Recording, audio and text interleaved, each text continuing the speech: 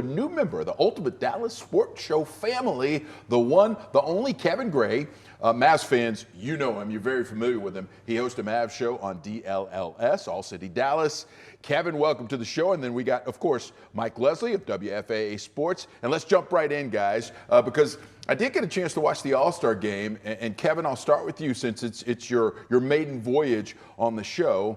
And I was shocked. I tell you, by the NBA All-Star game because, for one, I actually saw them playing defense. And then I actually saw games that were palatable. What'd you think about America versus the world the first go-around? Well, I appreciate you guys having me on the show. And, yeah, I mean, we saw Team USA versus Team World, Stars and Stripes versus the world, and we got real competitive basketball. And the idea of pride and country being on the line and giving these guys an opportunity to showcase what are the best basketball players in the world.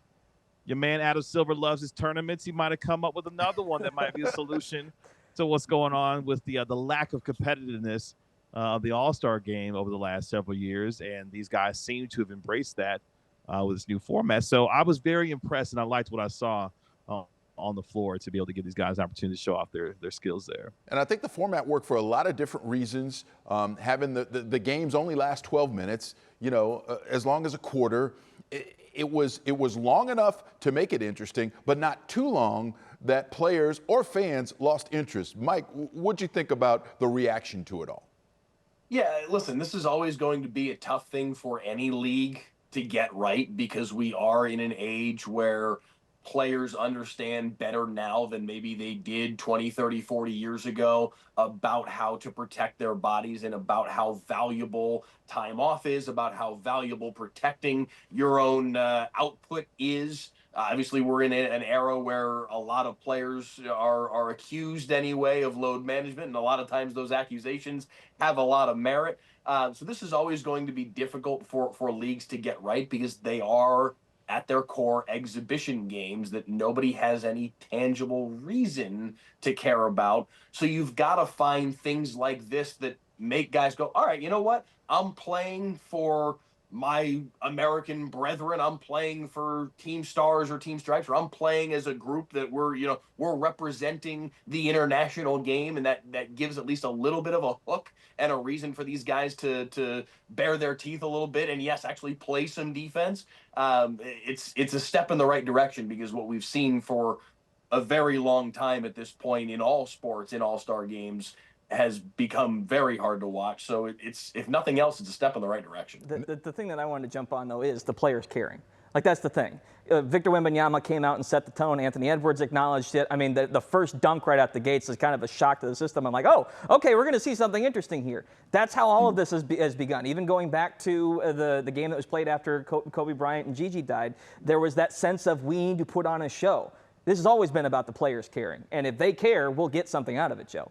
Yeah, I agree. And I think because of the way they set this format up with USA versus the world, there was more reason to care. Because I can't tell you guys how many times I just waited for that goofy game to end so I could have the final score for the graphic on our Sunday night show. That's what that game had devolved into. It was cartoonish. It was a waste of everyone's time. And this was the absolute opposite of that, you guys. I'm going to say it. It was riveting. Think about it. The first game ends with a three-pointer because they used the Elam ending, which I'm not sure if our viewers are all familiar with, but I love it.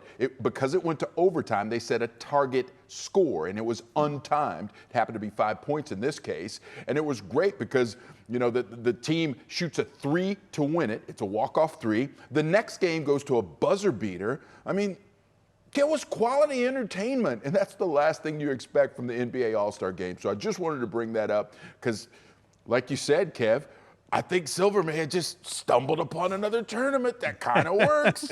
Might make a little more money for the brand and bring interest back in what for years, you guys, when I was growing up, and I am an old, but let Uncle Joe tell you about how things used to be back in the day. That All-Star Weekend was a spectacle, and we all waited for it, and we waited for the slam dunk competition. That still isn't fixed, but we couldn't wait for it, and we couldn't wait to see that game. And while it wasn't that level, I think they may have fixed it. And I think it's important for the NBA. And more importantly, I think it's important for NBA fans. All right. One thing I wonder, though, is how long does it last? True. That's always That's a good point. We've seen like what Andrew referenced with the Kobe thing. That worked for a minute. Like that first game after Kobe passed away, and they were playing those last 24 points like their lives depended on it. That year, it was really good theater, and then it tapered off again. So this worked for this year. I feel like what we're probably going to see is they're going to need to recycle it every 4 or 5 years and find something new, some new hook to get the guys to care again. I do think the one thing that'll help right off the gate is, right out of the gate for this one, is the fact that Luka and Giannis didn't play this year.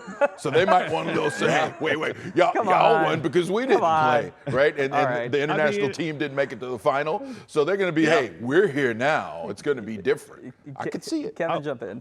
I'll say this real quick. I think the format was good, but also the tie-in with the Olympics, I think, was very interesting. Great point. Of course, you have the Winter Olympics going on, so we all love a good Team USA versus World type of competition.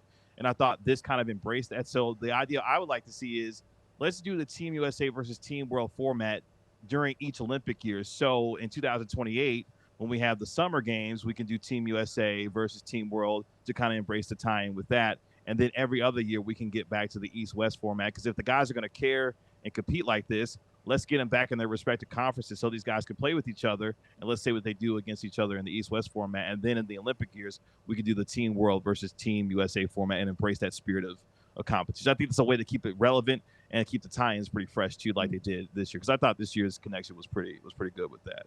Yeah, it was fun stuff, and it was great stuff. And I would have never guessed that we would have spoken that long amongst the four of us talking about the All-Star It was game. not in the plan earlier today. today. We definitely hit the over. If people would ever bet on Ultimate Dallas Sports, I promise you, we just hit the over. Somebody because out we there did. Yeah, right, exactly. Yeah, Mike's It's got the everywhere. inside track. He's been texting me all day. That's right.